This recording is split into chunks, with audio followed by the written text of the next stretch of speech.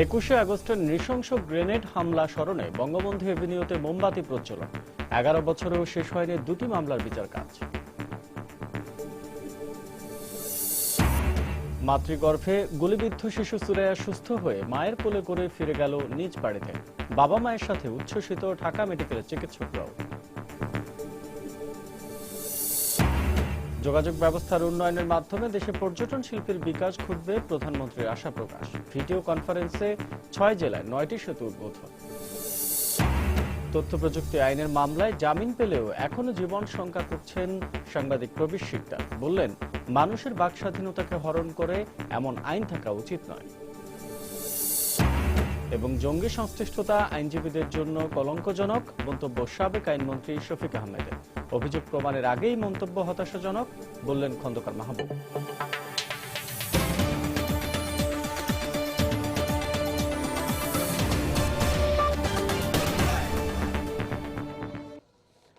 প্রবাসী সময়ের সঙ্গে আছে আমি আসাদ আজিম। আছে 21শে আগস্ট 2004 সালের এই দিনেই রাজধানীর বঙ্গবন্ধু এভিনিউ হয়েছিল ভয়াবহ গ্রেনেড হামলা। সেই হামলায় সাবেক রাষ্ট্রপতি জিল্লুর রহমানের স্ত্রী আইভি রহমান সহ নিহত হয়েছিলেন 24 জন। সেই হামলায় নিহতদের স্মরণে রাত 12টা 1 মিনিটে বঙ্গবন্ধু এভিনিউতে মোমবাতি প্রজ্বলন করা হয়। এর আগে ঠিক 12টায় নিহতদের স্মরণে 1 মিনিট নীরবতা পালন করা হয়। টানা 24 মিনিট মোমবাতি জ্বালিয়ে স্মরণ করা হয় নিহতদের। নিহতদের অনেক স্বজনও এই স্মরণ অনুষ্ঠানে যোগ দেন। এই ধরনের ঘৃণ্য হামলা ঘটনার আবারও নিন্দা জানানো হয়। 2004 সালের এই দিনে বঙ্গবন্ধু এভিনিউয়ে আওয়ামী লীগের কেন্দ্রীয় কার্যালয়ের সামনে আওয়ামী লীগ সভাপতি ও বর্তমান প্রধানমন্ত্রী শেখ হাসিনার সমাবেশেই চালানো হয় এই নৃশংস গ্রেনেড হামলা।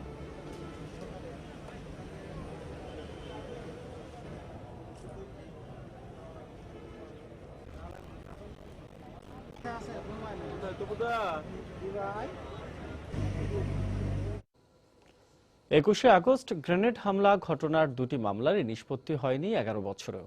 রাষ্ট্রপক্ষের প্রধান আইনজীবী বলছেন, নানা অজুহাতে আসামি পক্ষের সময় ক্ষেপণের পাশাপাশি বিতর্ক এড়াতে সরকারের তাড়াহুড়ো না করার নীতি এর কারণ।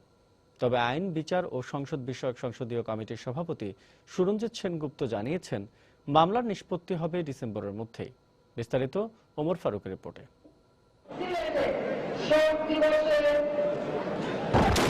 2004 সালের 21শে আগস্টের পর পেরিয়ে গেছে প্রায় 1 যুগ। দেশের ইতিহাসের সবচেয়ে ভয়াবহ হামলার বিচার হয়নি আজও। 11 বছর আগে এদিনে বঙ্গবন্ধু এভিনিউয়ে আওয়ামী লীগের কেন্দ্রীয় কার্যালয়ের সামনে জঙ্গিবাদ বিরোধী সমাবেশে বিকেল 5:30টার দিকে ভয়াবহ গ্রেনেড হামলা হয়। এতে সাবেক রাষ্ট্রপতি মোহাম্মদ জিল্লুর রহমানের স্ত্রী ও আওয়ামী লীগ নেত্রী আইভি রহমান সহ নিহত হন 24 জন। আহত হন সে সময়ের বিরোধী দলীয় নেত্রী বর্তমান প্রধানমন্ত্রী শেখ হাসিনা সহ 500-এরও বেশি নেতাকর্মী। ঘটনার পরের দিনই হত্যা ও বিস্ফোরক আইনে দুটি মামলা হয়। তদন্তের নামে ধামাচাপা দেওয়ার চেষ্টার অভিযোগে মামলার প্রথম 3 তদন্ত কর্মকর্তাও বিচারের মুখোমুখি। প্রায় 7 বছরে বিভিন্ন সময়ে মামলার তদন্ত করেছেন মতিঝিল ও গোয়েন্দা পুলিশের 2 জন এবং পুলিশের অপরাধ তদন্ত বিভাগ সিআইডির 5 জন কর্মকর্তা। বিচার শুরুর পর 4.5 বছরে আদালত বসেছেন 297 দিন। বিভিন্ন আবেদন নিয়ে আসামি পক্ষ হাইকোর্টে গিয়েছে 282 দিন। 491 জন সাক্ষীর মধ্যে সাক্ষ্য শেষ হয়েছে 176 জনের। মামলার 52 জন আসামির মধ্যে জেল হাজতে আছেন 4 দলীয় জোট সরকারের স্বরাষ্ট্র প্রতিমন্ত্রী বাবর, সমাজ কল্যাণ মন্ত্রী ও জামায়াত নেতা আলিয়া হাসান মুজাহিদ এবং প্রতিমন্ত্রী আব্দুস সালাম পিন্টু সহ 26 জন। জামিনে আছেন সাবেক 3 পুলিশ মহাপরিদর্শক সহ 8 জন। পলাতক আছেন বিএনপি নেতা তারেক রহমান, শাহ মোফাজ্জল হোসেন কায়কোবাদ, হারিস চৌধুরী সহ 18 জন। রাষ্ট্রপক্ষের প্রধান কৌশলী জানান, অপ্রাসঙ্গিক প্রশ্ন সহ নানা অজুহাতে আসামি পক্ষ সময় ক্ষেপণ করেছে। মহামান্য হাইকোর্টে যে আসামি পক্ষ তো তেমন কোনো উপকার পায়নি, কিন্তু 282 দিন তো ব্যয় হয়েছে। এমনিতেই একটা রাজনৈতিক দল থেকে বলা হয় রাজনৈতিক উদ্দেশ্য সিদ্ধির জন্য আসামি করা হয়েছে। যদি আমরা বিশেষ ব্যবস্থায় এই মামলা পরিচালনা বা বিচার করার কথা বলি বা করা হয়, প্রতিপক্ষ যারা এই মামলায়, তারা তো এটাকে একটা ইস্যু পেয়ে যাবে। তবে সাম্প্রতিক সময়ে ভালো অগ্রগতি হলেও শুরুতে মামলা এগিয়ে নিতে রাষ্ট্রপক্ষের কিছু দুর্বলতা ও সীমাবদ্ধতা ছিল বলে জানালেন আইন, বিচার ও সংসদ বিষয়ক সংসদীয় কমিটির সভাপতি সুরঞ্জিত সেনগুপ্ত। অনেক অবান্তর সাক্ষী নেওয়া হয়েছে, এগুলোর কোনো প্রয়োজন ছিল না। মামলার প্রয়োজনীয় সাবস্টেন্টিভ জাস্টিস দেওয়ার জন্য যা করা প্রয়োজন, এই কাজগুলোতেও প্রসিকিউশনের কিছু অমনোযোগী অবস্থা ছিল। এখন মামলার অগ্রগতি হচ্ছে, এটি ঠিক, কিন্তু মন্ত্রী যেভাবে আমাদের আশ্বাস দিয়েছিলেন যে এভাবে এটা নিষ্পত্তি হবে, সেইভাবে অগ্রগতি হয়নি। কারণ রোমহর্ষক এই হত্যাকাণ্ডের বিচার চলতি বছরের ডিসেম্বরের মধ্যেই নিষ্পত্তির পর্যায়ে যাবে বলে আশা করছেন তারা দুজনই। গণতন্ত্র এবং শান্তির লড়াইয়ের স্বার্থে এই মামলাটি অবিলম্বে নিষ্পত্তি হওয়া প্রয়োজন। ওমর ফারুক, সময় সংবাদ, ঢাকা। 21শে আগস্টের সেই নারকীয় হামলার ঘটনা থমকে দিয়েছে আওয়ামী লীগের অনেক রাজনৈতিক নেতাকর্মীর জীবন। এখনো তাদের কানে বাজে গ্রেনেডের সেই বিকট শব্দ, সেই আত্মচিৎকার। একদিন সেই ঘাতকদের বিচার হবেই এমন আশায় স্প্লিন্টারের অসহ্য যন্ত্রণা সহ্য করে তারা অপেক্ষা করে আছেন অনাগত দিনের। নারকীয় ওই গ্রেনেড হামলায় বেঁচে যাওয়া সেসব মানুষদের কথা তুলে ধরছেন তাহসিনা জেসি। উত্তাল রাজপথের এই রাজনৈতিক কর্মী এখন নিভৃতচারী। স্লোগান, মিছিল, গণমানুষের অধিকার আদায়ের লড়াইয়ের সেই দিনগুলি এখন তার কাছে শুধুই স্মৃতি। 11 বছর আগের এই দিনটিতে গ্রেনেডের সেই বিকট বিস্ফোরণ, আত্মচিৎকার সবকিছুই প্রতি মুহূর্তে জীবন্ত হয়ে ধরা দেয় চোখের সামনে। ক্ষতবিক্ষত পা আর শরীরে বয়ে চলা 400 স্প্লিন্টারের সাথেই এখন তার বসবাস। জয় বাংলা, জয় বঙ্গবন্ধু বলবো, এই টাইমেই হঠাৎ করে ধম করে শব্দ হলো। শব্দের পরে আমি আর কিছু বলতে পারি না। যখন আমাকে তুলে নিয়ে যায়, করে নিচের দিকে তাকিয়ে দেখি রক্ত আর রক্ত, লাশ আর লাশ। কি বলবো, আমার পেটে স্প্লিন্টার, আমার বুকে স্প্লিন্টার, বাম হাত দিয়ে কিছু করতে পারি না। উত্তাল রাজনীতির মাঠের এই যোদ্ধাও এখন প্রতি মুহূর্তে ভুলতে চান গ্রেনেড হামলার সেই দুঃসহ স্মৃতি। ভয়ঙ্কর ওই হামলা থেকে বেঁচে ফিরলেও প্রতি মুহূর্তে লড়াই করতে হয় দেহের বিভিন্ন স্থানে আটকে থাকা স্প্লিন্টারের বিষের সাথে। দিনটা যখন আসে তখন আমরা সবাই আবেগ আপ্লুত হয়ে যাই। আসলে আমার ফ্যামিলির কেউ চায় না যে আমি ওই দিনটাকে স্মরণ করি, ওই দিনটাকে মনে রাখি, কিন্তু তারপরে ঘুরে ফিরে তো মনে চলেই আসে। একটা সরকারের থাকা অবস্থায় এই ধরনের একটা ঘটনা ঘটলো, এখন পর্যন্ত তার বিচার হচ্ছে না, বিচার হয় না, এটা আমাদের দুঃখ লাগে।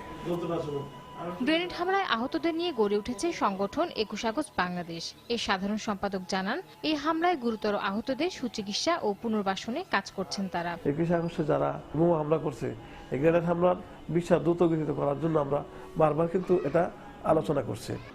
জীবনের মূল্যবান সময়কে হারিয়ে ফেলা এই মানুষগুলোর আশা, আবারও একদিন তারা ফিরবেন রাজনীতির মাঠে, নিজের চোখে দেখবেন সে নারকীয় হামলার দোষীদের দৃষ্টান্তমূলক শাস্তি। তাহসিনা জেসি, সময় সংবাদ, ঢাকা। এবার অন্য প্রসঙ্গ। জন্মের পর প্রায় 1 মাস চিকিৎসাধীন থাকার পর সুস্থ হয়ে নিজ বাড়িতে ফিরে গেল মাগুরায় মায়ের পেটে গুলিবিদ্ধ শিশু সুরাইয়া।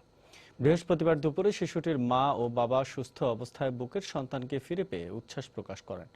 আপনজনের কোলে শিশুটিকে ফিরিয়ে দিতে পেরে আনন্দিত ঢাকা মেডিকেল কলেজ হাসপাতালের চিকিৎসকরাও। সুরাইয়ার বাড়িতে ফিরে গেলেও তার সব দায় দায়িত্ব সরকার বহন করবে বলে জানান স্বাস্থ্যমন্ত্রী মোহাম্মদ নাসিম। বৃহস্পতিবার দুপুরে ঢাকা মেডিকেল কলেজের সভাকক্ষে শিশু সুরাইয়াকে বিদায় জানানোর সময় চিকিৎসক, সেবিকা ও শিশুর আপনজনের এই উচ্ছ্বাসই বলে দিচ্ছে এই মুহূর্ত বিজয়ের। শুধু বাংলাদেশে নয়, সারা বিশ্বে মায়ের পেটে গুলিবিদ্ধ শিশু সুস্থ হওয়ার ঘটনা এই প্রথম। আর এজন্য শিশুকে সুস্থ অবস্থায় কোলে পেয়ে কান্নায় ভেঙে পড়েন মা নাজমা বেগম। আমার আশা ছিল না যে আজকে আমার বাবুকে আমি ফিরে যাব আমার আরো দুটো মনির কাছে। মাননীয় প্রধানমন্ত্রীর কাছে আমার একটা আবেদন, সে আমার মা, আমার বাচ্চার দায়িত্ব নেছে, আমার বাচ্চার খোঁজ খবর, চিকিৎসা, আমার পাশে সবসময় আমার রক্ষা করবে, আমার বাচ্চাকে, আমার পরিবারকে দেখবে আমার মা। বুকের মানিককে ফিরে পেয়ে শুধু মা নয়, যারা অক্লান্ত পরিশ্রম করে শিশুটিকে সুস্থ করে তুলেছেন সেই চিকিৎসকদের মুখেও ছিল বড় অর্জনের হাসি। আমরা বাচ্চাটাকে এই 26 দিন ধরে সবাই সম্মিলিতভাবে চিকিৎসা দিয়ে সুস্থ করে আজকে আমরা ছেড়ে দিতে পারছি। এই জন্য আমরা আল্লাহ তাআলার কাছে অশেষ কৃতজ্ঞ এবং আমরা সবাই আপনাদের কাছে দোয়া প্রার্থী। মায়ের পেটে গুলিবিদ্ধ শিশু সুস্থ হওয়ার ঘটনা চিকিৎসা শাস্ত্রের দৃষ্টান্ত হয়ে থাকবে উল্লেখ করে স্বাস্থ্যমন্ত্রী বলেন, ভবিষ্যতেও সুরাইয়ার সব দায়িত্ব সরকারের। সুরাইয়া এবং সুরাইয়ার মা আজকে আমাদের চিকিৎসকদের সেবার কারণে আজকে সুস্থ হয়ে ইনশাল্লাহ ঘরে ফিরে যাচ্ছে। তো নিরাপত্তা ব্যাপারটা অবশ্যই থাকবে আমাদের। গত 23 জুলাই মাগুরার দোয়ারপাড়ায় আধিপত্য বিস্তারকে কেন্দ্র করে যুবলীগের দু গ্রুপের সংঘর্ষের সময় মায়ের পেটে গুলিবিদ্ধ হয় সুরাইয়া। ফখরুল শাহিন, সময় সংবাদ, ঢাকা। প্রবাসের সময় আরো থাকছে। বর্ষা শেষ হতেই দেখা দিয়েছে ডেঙ্গু। আগামী 2-1 সপ্তাহে বাড়তে পারে আক্রান্তের সংখ্যা। সংকট মোকাবেলায় পর্যাপ্ত প্রস্তুতি আছে দাবি স্বাস্থ্য অধিদপ্তরের।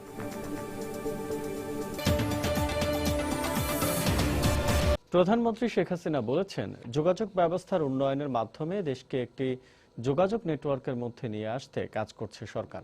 গণভবন থেকে ভিডিও কনফারেন্সের মাধ্যমে দেশে 9টি সেতুর উদ্বোধনী অনুষ্ঠানে তিনি কথা বলেন। এ সময় তিনি আশা প্রকাশ করেন, আঞ্চলিক মহাসড়কগুলোতে যোগাযোগ নিরবিচ্ছিন্ন হওয়ায় শক্তিশালী হবে স্থানীয় অর্থনীতি। নদীমাতৃক বাংলাদেশে স্থলপথে যোগাযোগের অন্যতম অন্তরায় ছোট বড় নদীগুলো। যোগাযোগের এ বাধা দূর করতে যমুনা নদীর ওপর বঙ্গবন্ধু সেতু নির্মাণের পর পদ্মা নদীতে চলছে দেশের বৃহত্তম সেতু নির্মাণের কাজ। পাশাপাশি উদ্যোগ নেওয়া হয়েছে দেশের আঞ্চলিক মহাসড়কগুলো সংযুক্ত করার। এরই ধারাবাহিকতায় 5 বিভাগের 6 জেলার 9টি সড়ক সেতুর উদ্বোধন করা হলো। গণভবন থেকে ভিডিও কনফারেন্সের মাধ্যমে নতুন এই সেতুগুলোর উদ্বোধন করেন প্রধানমন্ত্রী শেখ হাসিনা। শুভ উদ্বোধন ঘোষণা করছি।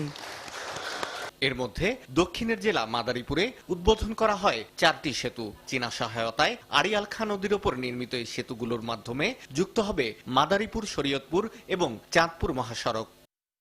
দক্ষিণের আরেক জেলা পটুয়াখালী থেকে কুয়াকাটার পথে মহিপুর এবং আলিপুরের মধ্যবর্তী স্থানে খাপড়াভাঙ্গা নদীর ওপর নির্মাণ করা হয়েছে শেখ রাসেল সেতুর। সমগ্র বাংলাদেশে একটা সড়ক যোগাযোগ নেটওয়ার্ক গড়ে তোলা, নৌ পথগুলি চালু করা, রেল পথগুলি চালু করা, সারা বাংলাদেশে একটা যোগাযোগের নেটওয়ার্ক আমরা তৈরি করছি, যাতে আর্থসামাজিক উন্নতি করতে যেহেতু মানুষ নিজেরাই এগিয়ে আসতে পারে। সিলেটের গোলাপগঞ্জ এবং বিয়ানীবাজারের সঙ্গে সংযোগকারী সেতুটি চালু হওয়ার ফলে 2 উপজেলার সরাসরি যোগাযোগের পাশাপাশি এখানে উৎপাদিত পণ্য পরিবহনের কাজ সহজ হবে। এছাড়া সুনামগঞ্জের পাথর, বালি, সিমেন্ট, মাছ এবং কৃষিজাত পণ্য ঢাকা সহ সারা দেশে পরিবহন হবে উদ্বোধন হওয়া আব্দুল জহুর সেতুর মাধ্যমে। দুর্গম এলাকা, সেখানে যেসব জিনিস উৎপাদন হবে সে উৎপাদিত পণ্য বাজারজাত করা সুবিধা মানুষ পাবে। পাশাপাশি শিক্ষার প্রসার আমরা করাচ্ছি। মানুষের যোগাযোগ ব্যবস্থা যত উন্নত হবে, সেই শিক্ষা গ্রহণেও আমাদের ছাত্রছাত্রীদের জন্য আরো সুযোগ সৃষ্টি হবে। ভিডিও কনফারেন্সে গাইবান্ধার বড়দহ সেতু এবং কক্সবাজারের চকরিয়ায় বাটখালী সেতুর উদ্বোধন করেন প্রধানমন্ত্রী শেখ হাসিনা। শাহ আলী জয়, সময় সংবাদ, ঢাকা। তথ্য প্রযুক্তি আইনের মামলায় জামিন পেলেও এখনো জীবন শঙ্কায় রয়েছেন সাংবাদিক প্রবীর শিকদার। মুক্তি পাওয়ার পর নিজ অফিসে কথা বলার সময় এমনটাই জানান তিনি। ভুক্তভোগী এই সাংবাদিকের মন্তব্য, দেশে এমন আইন থাকা উচিত নয় যা মানুষের বাক স্বাধীনতাকে হরণ করে। এদিকে মুক্তির বিষয়ে তার পরিবারের পক্ষ থেকে কারো সাথে আলোচনা করা হয়নি বলেও জানান তিনি। সেলিয়া সুলতানের রিপোর্ট। গত 10 আগস্ট নিজের ফেসবুকে প্রাণহানির আশঙ্কা করে স্ট্যাটাস দেন 71-এর শহীদ পরিবারের সন্তান ও সাংবাদিক প্রবীর শিকদার। আমার জীবন শঙ্কা তথা মৃত্যুর জন্য যারা দায়ী থাকবেন, এমন শিরোনামে স্ট্যাটাসের জের ধরে রোববার ঢাকা থেকে আটকের পর মধ্যরাতে নিয়ে যাওয়া হয় ফরিদপুর কোতোয়ালি থানায়। তথ্য প্রযুক্তি আইনে ফরিদপুরের এক আইনজীবীর দায়ের করা মামলায় রোববার 10 দিনের রিমান্ড আবেদন করলে আদালত 3 দিনের রিমান্ড মঞ্জুর করেন। কিন্তু রিমান্ডের মেয়াদ শেষের 2 দিন আগেই জামিনে মুক্তি পান এই সাংবাদিক। ফিরে এসে যোগ দেন তেজগাঁওয়ের উত্তরাধিকার 71-এর নিজ অফিসে। 1 বছর আগে আমাকে টেলিফোনে হত্যার হুমকি দেওয়া হয়েছে রাজাকার বিরোধী লেখালেখি বন্ধ করার জন্য, কিন্তু সেই জিডিরও 1 বছর 4 মাস কোনো রেজাল্ট নেই। তারপরে বিভিন্ন সময়ে আমাকে ওসির রুমে নিয়ে জিজ্ঞাসাবাদ করা হয়েছে, চোখ বেঁধে জিজ্ঞাসাবাদ করা হয়েছে। আমার একটা পা আছে আর একটা পা থাকবে না, সারা জীবন ক্যাশ নিয়ে চলতে হবে, এরকম ব্যবস্থা করবে, সেই রকম ভয়ঙ্কর কথা বলেছে। আমি যেন সারা জীবন জেলে থাকতে পারি তার জন্য একটা পাকাপোক্ত ব্যবস্থাও তারা করবেন, এরকম সব নানান হুমকি দিয়ে চোখ বেঁধেছে। মুক্তির বিষয়ে তার পরিবারের সাথে কারো যোগাযোগ করা হয়নিও বলে জানান এই সাংবাদিক। আমার ওয়াইফ কোনো মন্ত্রীকে টেলিফোন করেন নাই। রহস্যজনক জামিনের প্রক্রিয়া চলছিল, তখন ওসি সাহেব আমার ওয়াইফকে ডেকে ওদের পক্ষের একজন লয়ারের মোবাইল ধরিয়ে দিয়েছে। মোবাইলের অপর প্রান্ত থেকে কে যেন বলছিল, বৌমা কেমন আছো, প্রবীর কেমন আছে, তা আমি জামিনের ব্যবস্থা করে দিচ্ছি, চিন্তা করো না। তো আমার ওয়াইফ সঙ্গত কারণেই অন্য সবাইকে যেমন সহযোগিতার জন্য ধন্যবাদ জানাই, কৃতজ্ঞতা জানাই, উনি তাকেও ধন্যবাদ কৃতজ্ঞতা জানিয়েছেন। এক প্রশ্নের জবাবে তিনি বলেন, এখনো প্রাণনাশের আশঙ্কা করেন তিনি। আমার নিরাপত্তার বিষয়টি নিয়ে তো কেউ ভাবছে না,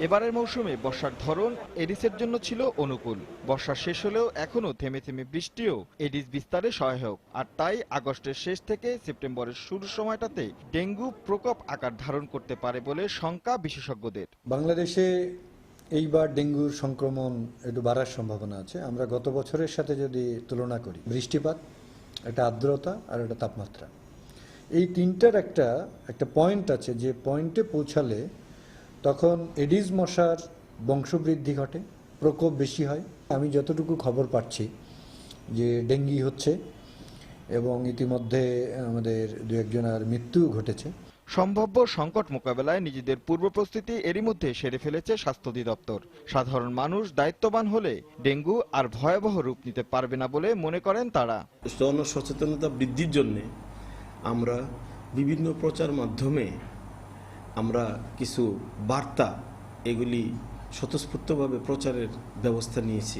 আমাদেরও সুনির্দিষ্ট কর্মসূচি আছে। আমাদের এই পদক্ষেপের মাধ্যমে ডেঙ্গুর বিস্তার কখনোই বা নিদেন পক্ষে এই বছরের জন্য মারাত্মক আকার ধারণ করতে পারবে না। পাশাপাশি আক্রান্ত ব্যক্তির রক্ত ও মশার নমুনা সংগ্রহ করে ডেঙ্গু নিয়ন্ত্রণে আরও কার্যকরী পদক্ষেপ নিতে গবেষণা করা হচ্ছে বলেও জানায় স্বাস্থ্য অধিদপ্তর।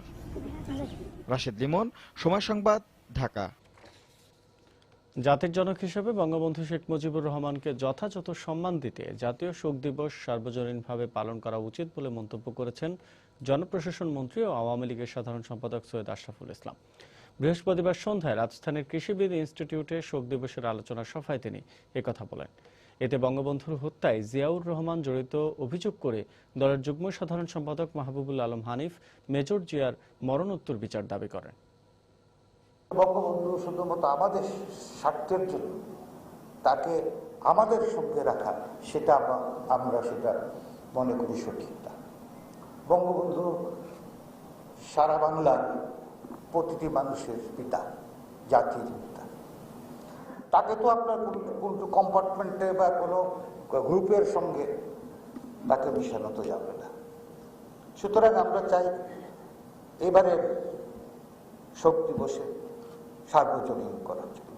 বঙ্গবন্ধুর এই হত্যাকারীদের মূল চক্রান্তকারী হিসেবে যে ছিলেন খুনি জিয়াউর রহমান, মরণোত্তর বিচার করে বঙ্গবন্ধুর প্রকৃত খুনিকে খুনি হিসাবে তাকে চিহ্নিত করে বিচার করে জাতিকে কলঙ্ক মুক্ত করতে হবে। যত দ্রুত সম্ভব 21শে আগস্ট গ্রেনেড হামলা মামলার সাক্ষ্য গ্রহণ শেষ করে চার্জশিট অনুযায়ী যুক্তিতর্কের মাধ্যমে মামলা নিষ্পত্তি করা হবে বলে জানালেন স্বরাষ্ট্রমন্ত্রী আসাদুজ্জামান খান কামাল। বৃহস্পতিবার বিকেলে রাজধানী শিল্পকলা একাডেমিতে যুবলীগ আয়োজিত 21শে আগস্টের সংবাদ চিত্র প্রদর্শনী পরিদর্শন শেষে তিনি একথা বলেন। এছাড়াও দেশকে এগিয়ে নিয়ে যেতে সব নেতাকর্মীকে সাহসের সঙ্গে কাজ করে যাওয়ার আহ্বান জানান তিনি। 21শে আগস্টের চার্জশিট দেওয়া হয়েছে, বিচার কার্য চলছে। 400-র মধ্যে 200 আমাদের পিপি সাক্ষ্য গ্রহণ করাবেন। 200 সাক্ষ্য গ্রহণ করলেই আমরা যুক্তিতর্কের মাধ্যমে এই মামলাটির নিষ্পত্তি করার জন্য আমরা এগিয়ে যেতে পারব।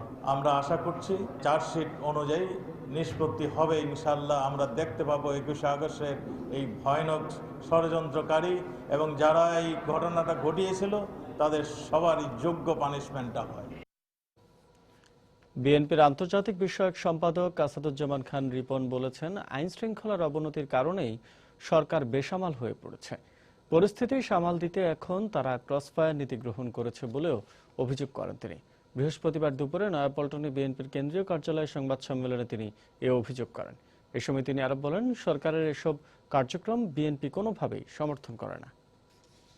ক্রসফায়ার কোনো সমাধান নয়। সরকারের আইন শৃঙ্খলা পরিস্থিতি এত অবনতি ঘটেছে, সেটাকে সামাল দেওয়ার জন্য সরকার আইনি পদক্ষেপের বিপরীতে সরকার ক্রসফায়ার দিয়ে সমস্যার সমাধান করতে চান। দিস ইজ নট সলিউশন, এটা সমাধান নয়। সারা দেশে ধর্ষণ বেড়ে গেছে।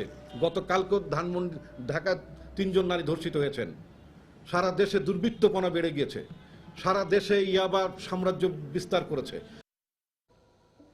চট্টগ্রাম মহানগর বাস মিনিবাস হিউম্যান হলার শ্রমিক ইউনিয়নের সাধারণ সম্পাদক নূর ইসলামকে উদ্ধারের আশ্বাসে বৃহত্তর চট্টগ্রামের অনির্দিষ্টকালের পরিবহন ধর্মঘট শুক্রবার বিকেল পর্যন্ত স্থগিত করা হয়েছে। বৃহস্পতিবার সন্ধ্যায় বিআরটিসি এলাকায় বাংলাদেশ সড়ক পরিবহন শ্রমিক ফেডারেশন সংগঠনের চট্টগ্রাম শাখা এই ধর্মঘটের ডাক দেয়। সংগঠনটির সভাপতি মৃণাল চৌধুরী জানান, গত রাত 10টায় নারিকেলতলা থেকে বন্দরটিলা এলাকায় যাওয়ার পথে কে বা কারা নুর ইসলামকে অস্ত্রের মুখে জিম্মি করে অপহরণ করে। এ বিষয়ে ইপিজেড থানায় নুর ইসলামের ভাই একটি জিডি করেন, কিন্তু এখন পর্যন্ত নুর ইসলামের কোনো খবর পাওয়া যায়নি। এদিকে পূর্ব ঘোষণা ছাড়া হঠাৎ পরিবহন ধর্মঘট শুরু হওয়ায় চরম দুর্ভোগে পড়েন যাত্রীরা। বৃষ্টির মধ্যেই অনেক যাত্রীকে টার্মিনালে বাসের জন্য অপেক্ষা করতে দেখা যায়।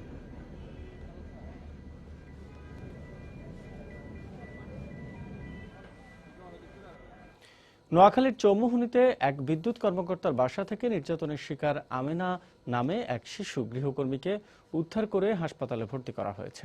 ঘটনার পর থেকে পলাতক রয়েছে অভিযুক্তরা। পুলিশ জানায়, গৃহকর্মী আমেনার উপর প্রায়ই নির্যাতন চালাতো পল্লী বিদ্যুতের হিসাব রক্ষক সাইফুল ইসলাম ও তার স্ত্রী। গত 16 আগস্ট নূপুর চুরির অপবাদ দিয়ে তাকে 2 দিন বাথরুমে আটকে রাখে তারা। এমনকি তার হাত পা বেঁধে খুন্তি গরম করে শরীরের বিভিন্ন স্থানে ছ্যাঁকা দেয় সাইফুল ও তার স্ত্রী। এক পর্যায়ে নির্যাতন সহ্য করতে না পেরে আমেনা পালিয়ে পাশের বাড়িতে আশ্রয় নেয়। পরে পুলিশ এসে তাকে উদ্ধার করে উপজেলা স্বাস্থ্য কমপ্লেক্সে ভর্তি করে। এ ঘটনায় আমেনার বাবা বাদী হয়ে একটি মামলা করেছেন। শিশু আমেনার বাড়ি ভোলার দৌলতখানায়।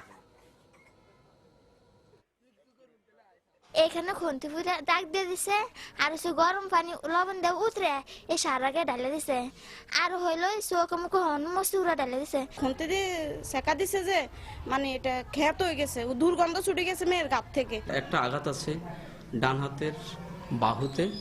আমাদের কাছে মনে হচ্ছে, সেটা যতদূর মনে হচ্ছে যে সেটা শেক জাতীয় কিছু হবে হয়তোবা। তার জখম দেখলাম হাতে এবং বুকের মধ্যে। তো প্রাথমিকভাবে ধারণা করা হচ্ছে যে যাকে শারীরিকভাবে নির্যাতন করা হয়েছে। যেহেতু বিষয়টি শিশু নির্যাতন, তো এই ব্যাপারে আমরা নারী নির্যাতন মামলা আইনানুগ ব্যবস্থা নেওয়া হচ্ছে। এবার প্রবাসের খবর। সৌদি আরবে পবিত্র হজ পালন করতে গিয়ে হৃদরোগে আক্রান্ত হয়ে মীর লিয়াকত আলী নামে এক ব্যক্তির মৃত্যু হয়েছে। ইন্না লিল্লাহি ওয়া ইন্না ইলাইহি রাজিউন। তার বয়স হয়েছিল 61 বছর। হজ পালনের উদ্দেশ্যে গত 17 আগস্ট সৌদি আরব যান তিনি। মঙ্গলবার পবিত্র উমরা আদায়ের পর হঠাৎ তার হৃদযন্ত্রের ক্রিয়া বন্ধ হয়ে গেলে সঙ্গে সঙ্গে মুসল্লিরা তাকে হেরেম শরীফের নিকটবর্তী হাসপাতালে নিয়ে যান। সেখানে কর্তব্যরত ডাক্তার তাকে মৃত ঘোষণা করেন। মীর লিয়াকত আলী ঢাকার শাহজাহানপুরের বাসিন্দা।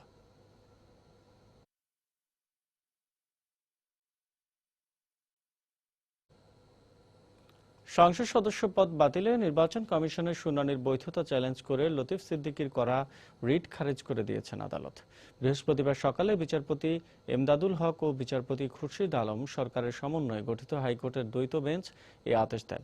এর আগে গত সোমবার নির্বাচন কমিশনের শুনানির বৈধতা চ্যালেঞ্জ করে এই রিটটি দায়ের করেন লতিফ সিদ্দিকীর আইনজীবী।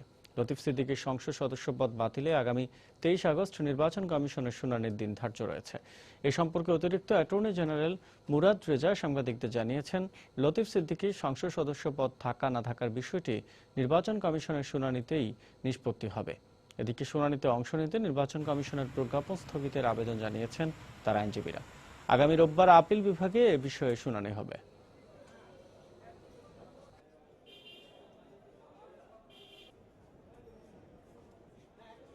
এই ডিসপিউটটা ওখানেই রিজলভ করতে পারেন এবং উনি যেটা বলছেন যে এখানে কোনো বিরোধ সৃষ্টি হয় না, আইনি যেটা বলছে আমাদের সংবিধানে, সে উনি যে বিরোধের কথা বলছেন উনি সেটা ওনার বক্তব্য সেখানে রেখেই সেখানে ইলেকশন কমিশনই ডিসাইড করবেন যে আদৌ কোনো বিরোধ আছে কিনা।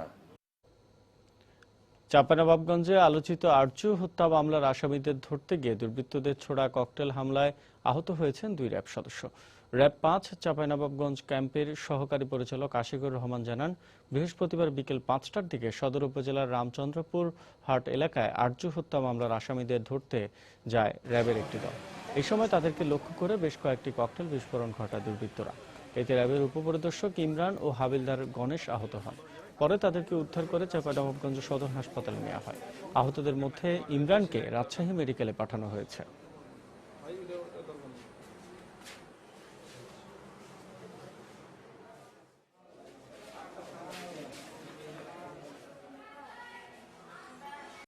ইমরান নামে একজন আসছে, ওনার ডান কাঁধে 2টা কাট ইনজুরি আছে আর কি। এগুলা আমরা স্প্লিন্টারটা বের করে দিছি।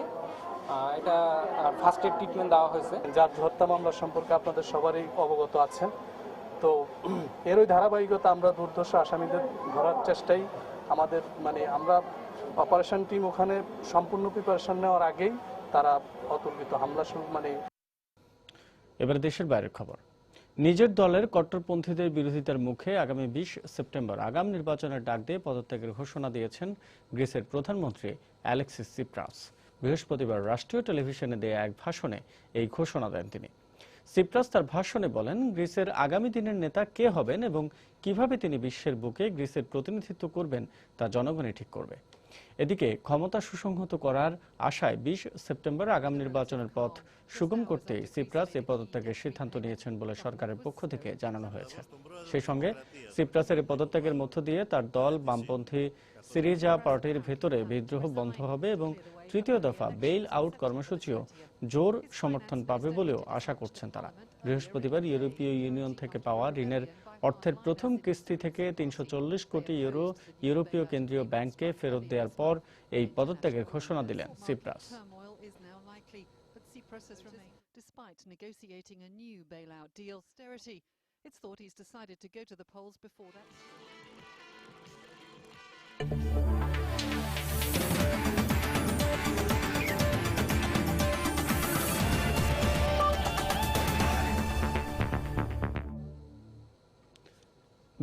September Indian super league ISL এর চ্যাম্পিয়ন অ্যাথলেটিকো দা কলকাতার বিপক্ষে একটি প্রীতি ম্যাচ খেলবে শেখ জামাল ধানমন্ডি ক্লাব। ম্যাচটি হবে কলকাতার শিলিগুড়িতে। বুধবার ভারতীয় ক্লাবটির পক্ষ থেকে শেখ জামালকে প্রীতি ম্যাচ খেলার আমন্ত্রণ জানালে তাতে সাড়া দেয় বর্তমান premier league champion Sheikh Jamal কর্তৃপক্ষ। অ্যাথলেটিকো ক্যালকাটা ওদের সঙ্গে খেলার জন্য শিলিগুড়ি মাঠে, তো আমরা বুধবার প্রস্তাবটা পেয়েছি। আমাদের ক্লাব প্রেসিডেন্ট দেশের বাইরে আছে, উনি আমাকে জানিয়ে গেছেন যে আমরা হয়তো যাব, যদি যাই সেটা আমরা 15 তারিখে যাব, 20 তারিখে গিয়ে খেলবো। প্রবাসের সময় এ পর্যায়ে শীর্ষ সংবাদ জানিয়ে দিচ্ছে আরো একবার। 21 আগস্টের নৃশংস গ্রেনেড হামলা স্মরণে বঙ্গবন্ধু এভিনিউতে মোমবাতি প্রজ্বলন। 11 বছরেও শেষ হয়নি দুটি মামলার বিচার কাজ। জঙ্গি সংশ্লিষ্টতা আইনজীবীদের জন্য কলঙ্কজনক মন্তব্য সাবেক আইনমন্ত্রী শফিক আহমেদের। অভিযোগ প্রমাণের আগেই মন্তব্য হতাশাজনক বললেন খন্দকার মাহবুব। যোগাযোগ ব্যবস্থার উন্নয়নের মাধ্যমে দেশে পর্যটন শিল্পের বিকাশ ঘটবে প্রধানমন্ত্রীর আশা প্রকাশ। ভিডিও কনফারেন্সে 6 জেলায় 9টি সেতু উদ্বোধন। তথ্য প্রযুক্তি আইনের মামলায় জামিন পেলেও এখনো জীবন শঙ্কা করছেন সাংবাদিক প্রবীর শিকদার। বললেন, মানুষের বাক স্বাধীনতাকে হরণ করে এমন আইন থাকা উচিত নয়। এবং মাতৃগর্ভে গুলিবিদ্ধ শিশু সুরাইয়া সুস্থ হয়ে মায়ের কোলে করে ফিরে গেল নিজ বাড়িতে। বাবা মায়ের সাথে উচ্ছ্বসিত ঢাকা মেডিকেলের চিকিৎসকরাও।